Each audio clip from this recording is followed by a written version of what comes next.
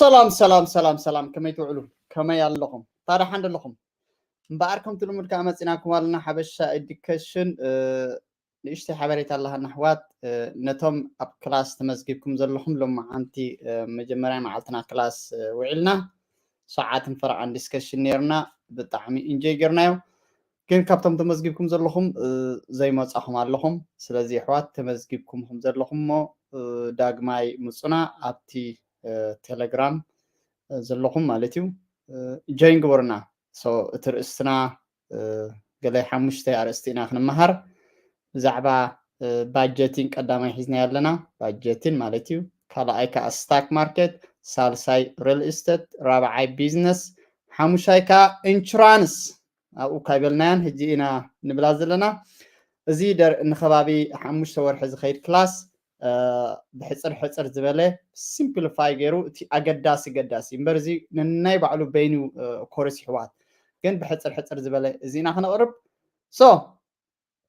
زملخت خم حلال فاصله زلني مالتي زم حلال فزلخو كالب مقصال ثانك يو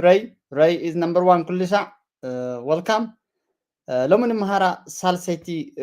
قال اب بزنس very important اقداسي تاع مالتي حوانا كمتي حليفنا يزلنا كل شع معالتا ودي ولا بسال السرابع تندا قبرنا ترقم ناي قالات اب بيزنس نتقوم لهم دي ترقم ناي قالات اب ستاك نتقوم لهم دي ترقم ناي قالات اب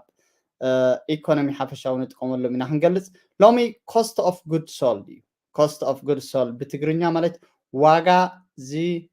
تشوتو ወይ ከዓ ዝሽየጡ ኣቑሑት ክንደይ እዩ ዋጋ ኢና ዘለና ሕጂ ነቶም ኣብ ቢዝነስ ዘለኹም ንኣብነት እዚኣ ትሪእዋ ኣለኹም እዚኣ ሶፍቲ ገዚእኩማ ኣብ ስቶርኩም ኣላ ኣብ ድኳንኩም ኣላ ሕዝዋ ኣብ ድኳንኩም እንድሕር ኣልያ ነዚኣሲ ክንደይ ኣምፂኹማ ንስኹም ካብቲ ፋክተሪ ወይ ከዓ ካብቲ ካምፓኒ ክንደይ ኣምፂኹማ ስለዚ ክንደይ ከኽሸጥዋ ትኽእሉ ኢና ንዘርብ ስለዚ cost of good sold ማለት ወይ ከዓ ዋጋ ንዝሽየጥ ዋግኡስ ማለት ነዚኣ ክንደይ ከፊልኩም ናብ ድኳንኩም ኣምፂኹማ ብዛዕባ ኣይና ክንዛረብ ዘለና ስለዚ ክደግማ ነዚኣ ኣቕሓ እዚኣ ኣብ ድኳንኩም ትሽየጥ ኣምፂኹማ ኣለኹም ስለዚ ክንደይ ኢኹም ከፊልኩም ነዚኣ ኣምፂኹማ ዘለኹም ናብ ድኳንኩም ስለዚ ኣብ ድኳንኩም ምስ ተቐመጠት ክንደይ ኢናትኩም መክሰብ ትገብርዎ ናብኡ ማለት እዩ ስለዚ cost of goods sold ዝበሃል ብእንግሊሽ ወይ ከዓ ዋጋ ኣቑሑ ማለት ነዛ ንብረት እዚኣ ክንደይ ከፊልኩም ኣምፂኹም ኣለኹም ኣብ ጠረጴዛ ወይ ከዓ ኣብ ሸልፍኩም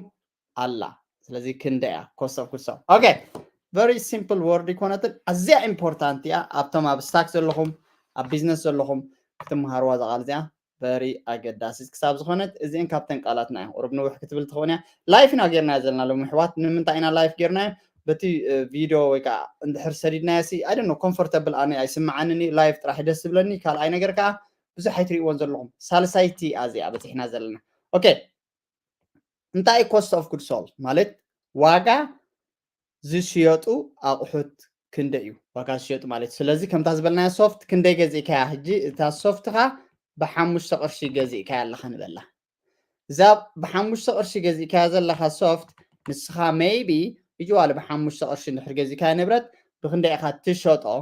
تشطو ناب كاستمر ناب سب ناب بابليك مالتي بشوعات قرشين 9 سلزي درجة 4% 30% مخسب تقبرو لزي ديبندي هجي ازي ابزعبا cost of goods sold لنا نزرب زلا انتاي اللي تسوع COGS so حنت كامباني 500 شحشيت قبلك سلزي ኣብ ትሕቲ cost of goods sold ከክንደይ ድዳክት ማለት እዩ እዚ አይና ክንገብር ታን መሃራ I think ሸር ግብር ኣለኹ መስለኒ ሸር ኣይገበርኩን ፀኒሐ ሕዋት sorry ክደግማ እየ ደሓን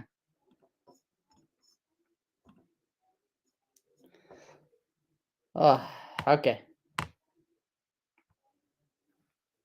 alright ክደግማ እየ again ሕዋት እንታይ cost of goods sold እንዛረብ ዘለና cost of goods sold እታ ሶፍት ب5 قرش ገዚእና ንበላ ኣዝናት ልኩም እታ ሶፍት እዚኣ ኣብ ስእሊ ኣርቲስት ሕማቕ ብጣዕሚ ሕማቕ ከማይ ዝሕማቕ ኣሎ ዶ ሶ ب5 قرش ገዚእና ንሕና ክንሸጣ ከለና ኣብታ ድኳንና ኮፍ ኢላ መፅያ ማለት እዚኣ ንልኩም ክንሸጣ ከለና ብሰበና ኣን ኣቨሬጅ ب5 قرش ዘምፀኻ ዳርጋ ኣን ኣቨሬጅ 799 ክሸጣ ትኽእልኻ 899 699 ክሸጣ ትኽእልኻ ዲፔንድ ማለት እዩ ስለዚ ناتكا مخسبكا كاب 35% كساب 4% أكبابي مالت just كاون لعلون كتقبرو تغلها it's depend you تايو توادا داري كويكا competition وددر تزيبلكا 5% قل percent تقبرو تغلها قل ايتم قل in average كاب 35% كساب 4% مخسبكا مالت سلازي cost of goods sold مالت واقع زغزانا كابت كامباني بحمش قرش غزينا لنا نحنا بواقع خندي نشط لنا 7 قرش 99 مالت so زي كونسبت إنا نبدأ زلنا سلازي إذا حمش قرشي واقع زخفلنا لا إنا نزارب زلنا so cost of goods sold انتاي مالتيو بحصر زبالات كم زيلكا خط صحفة تغلها COGS يبهال مالت COGS مالتي so حدا producing product خوينو produce خوينو product مالت زفري نجر as ناي cost واقو عندك كله transport نابغازا 5 خلو كله raw material يكون labor needed manufacture the goods and storage fees so بحاتيرو زي soft زي نابغا شتلكا خلو تم زفري أكلات نزي عشيقهم كلهم فريهم ملايم سنة نابزيا نابغا تتعين أخت مزكولا ناي transport واقا هايو كله labor نزي أخن دي قلبت وطعيتات غيروم لا كله cost يو زي production زي نزي أتفرق الله مالك كله أبقى زفريوا cost of goods sold بحال سلزي نابغا إشتوا بمخسب يمكا خصب يمكا نساتل سلزي نتعب تقبرو نابنت نزي أنا خسر حوان نخعشوا نخبلوا ندحر 3 قرش ودي أهلهم ناي سرحتنيا بل ناي تنبرت نابوز عطبل ترانسبورت بل سناي بعلم كا مخصبهم كا كباب خلت قرش ندحر كوين نبلا 5 قرش نعخا شتلكا سلازي نعخا 5 قرش مشتلكا نسخا خا نزي اخا خندك شطات خلها لسي 3 قرش خزبكا خا 8 قرش شطات سلازي تحمش قرش واقع انا نزارب زلنا بزعبا ساينا كوست اوف جود سولد نزارب زلنا سلازي كله ترانسبورت نابخا مغعازيا ترو ماتيريالز نابعز اتو انت عينتين هلكم كله من صبرا غيرهم لا زلو غلمله እንደገና كل الليبر ጉልበት كل ዘድሊ ዝኽፈል ገንዘብ እዩ cost of goods sold so እዚ include አይገብሪ indirect cost በኋላ indirect cost include አይገብሮኒ ንኣብነት indirect cost ማለት ብደገ ንኣብነት advertisement ክትገብር ከለኻ ነዚ ኣመሸጥ ገለመለ ምሱ ኣይከይድን እዩ ንኣብነት sales marketing ወላ distribution expensive ካለ ምሱ ዘይሕወስ እዩ ማለት እዩ so ماتريال نعازة دل ماتريالس زي كل قرفراف نبلا زلنا كل تسئل نبعلو زي زخون زل نبلا زلنا عندنا بلاس قلبت بلاس ليبرز كله فاينال كوين على ذا سوفت زي عملت لازم نزي اخنا نجدنا حوات حمش عشنا نجدنا so recorded as expense in the income statement أبي خاطر خبونا زي cost of goods sold COGS مالتي COGS ab income statement خاطر خبو كابتن سلسة financial statement حوات سلسة لوانا إننا income statement sorry balance sheet income statement cash flow سلازي واقع ناي نبرت ويكا cost of goods sold ويكا business لكم فولت واخم ذا اتحزوا لكم أبين رخبو أبتي income statement إنا رخبو مالتي سلازي كم يجرنا calculate نقبو cost of goods sold لس إزي higher class you don't need it كحلفو خم مهارو سلازلن ترحم برزي تم accounting تمهارو ويكا finance تمهارو تصنعو دسيب لني كين أجن نظام بزعبا invest رايت مهارو بزعبا أوفر رايت مهارو بزعبا ناي business رايت تمهارو it's okay you don't have to know that so نزي كم يجركا calculate go so beginning inventory لك inventory مالت زي كتصر كله زلو كم زي باكسات حموشة شدش يصنع كان بقوله so let's say 10 واقعنا 10 باكس نيرو كان بقوله soft نيرو كان بقوله سلازي توسع خا نحموشة شحكا وسي كان بقوله تغلالا كندي أمسي خالة خمس لكم so نسخات على كباب 10 شح كل مال نا 10 شح نيروكا سلازي purchase ويون توسع خا نحموشة شح غيركا so أمود داتا كل تشح هلوا كابس عزي انتاي مالتي زي كم زي غيركا calculate قبل يدن يتفلطون زي انتر ليهم جن 10 شح مجمرة جزيكا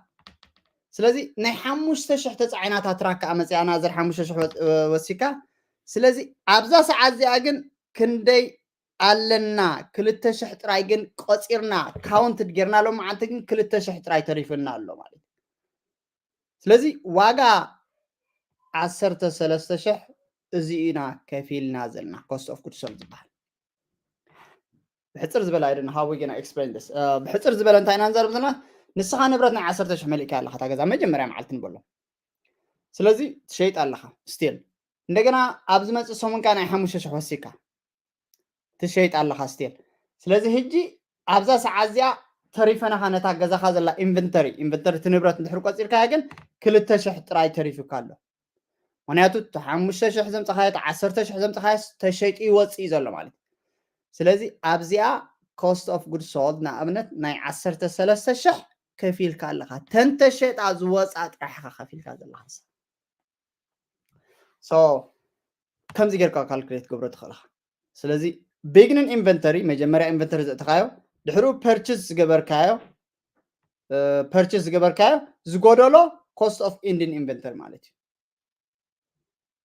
ሶ እታ ኮስት ኦፍ ኢንዲን ኢንቨንተሪ ግን ትቆፂርካዮ ማለት this is formula accounting ክንመሃሮ ከለና ዝጥቀመሉ ፎርሙላ it's not tricky ብዛዕሚ ቀሊል እዩ ታይና ዘለና ናይ 5 ቅርሺ ሶፍት ገዚእካ መጀመርያ ንበሎ ድሕሩኻ ናይ 2 ቅርሺ ሶፍት ወሲድካ ንበሎ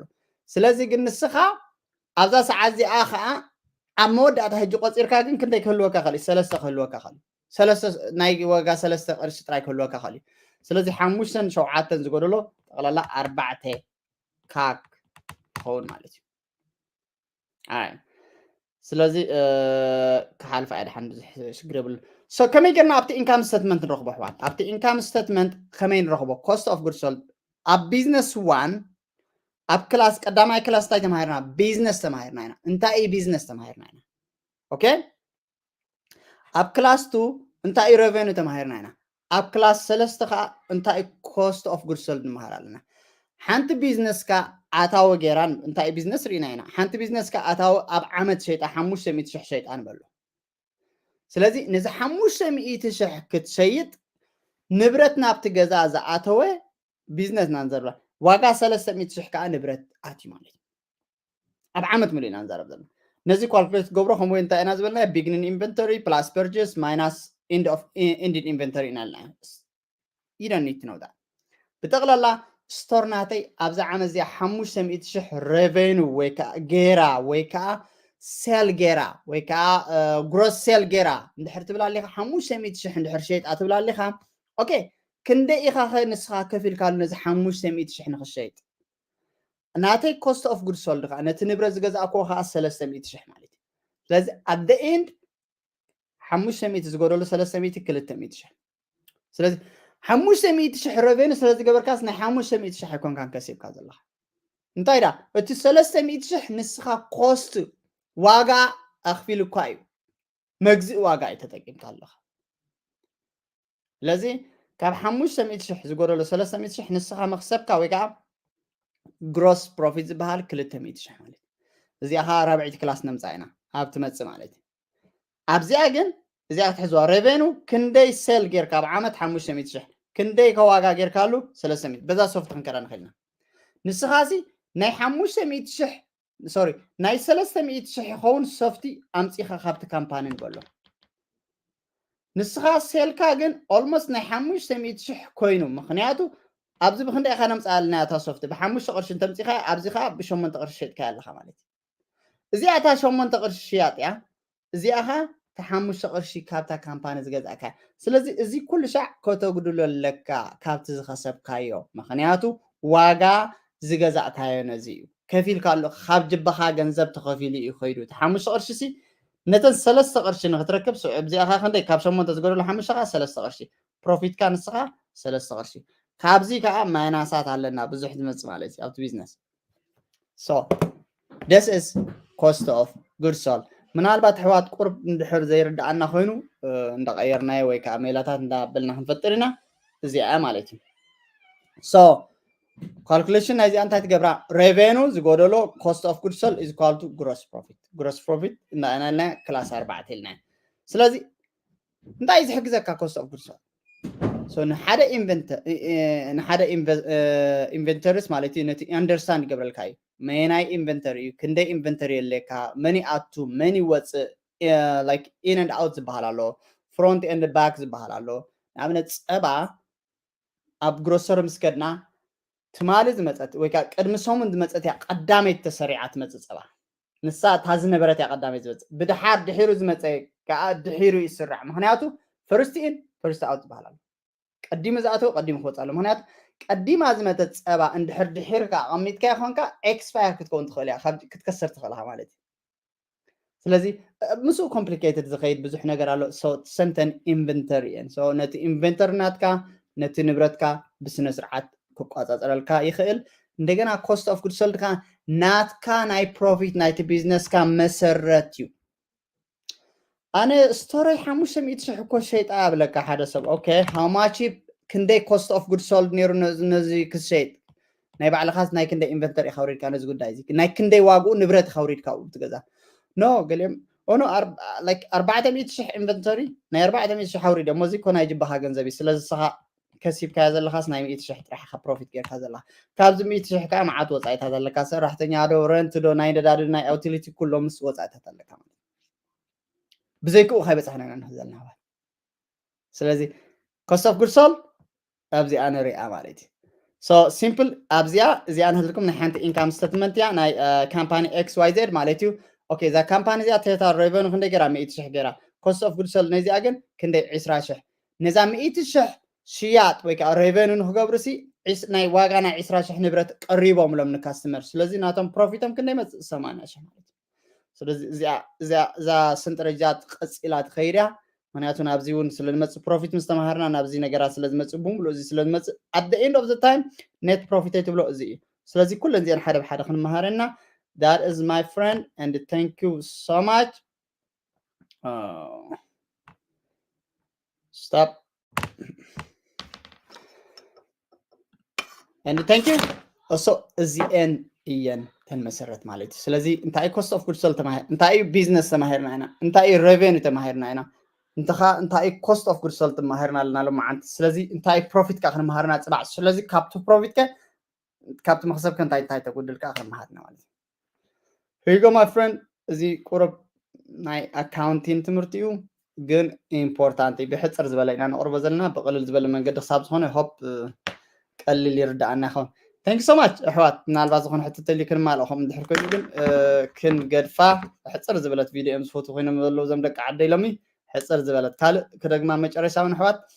ነቶም ክላስ ተመዝጊብኩም ዘለኹም ሎማዓንቲ ክላስ ናይ ሰዓትን ፍርዓን ክላስ መእተው እዩ ነይሩና ተመሊስኩም ናብቲ ወሳብ ኣቲኹም ንብሎ መልእኽቲ ረኣይዎ ናብቲ ቴሌግራም ማለት እዩ እንደን ኣብ ኔክስት ዊክ ስሩዕ ክላስና ክንጅምርና ቀዳማይ ክፍሊ 5 ፕሮግራምና 5 ኮርስና ሒዝና ዘለና ቀዳመይቲ ባጀት ካልአይቲ ስታክ ሳልሰይቲ ሪል ኢስቴት ራብዐይቲ ቢዝነስ ዝሕጂ ንመሃሮ ዘለና ቢዝነስ ከመይ ጌርካ ጅምራት ሓምሸይቲ ኢንሹራንስ I'll see you guys thanks so much God bless you everybody thank you